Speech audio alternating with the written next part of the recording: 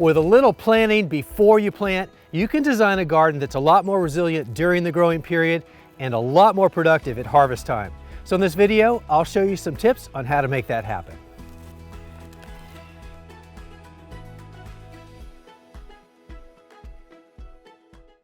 Now, when it comes to gardening, I often talk about the difference between being a planter and a planter. A planter wastes no time getting those plants in the ground. And while that can be good for getting those plants off to a fast start, is that really the best thing? No, definitely not. A planter, on the other hand, thinks through the best placement for those plants to meet the longer term objectives. Unlike people, plants can't get up and move if they're not happy in their current location. It's all about right plant, right place.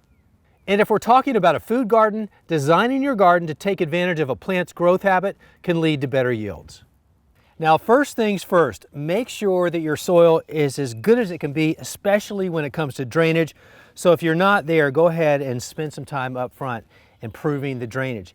And secondly, the amount of sunlight you get is very important to set your plants up for success.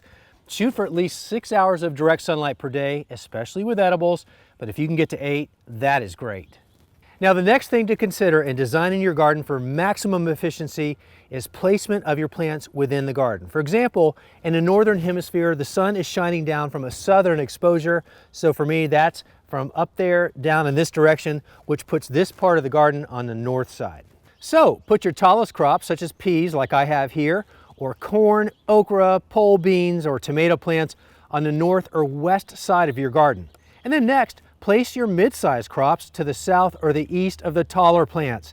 And then place your lowest growing plants to the south or the east of your mid-sized plants.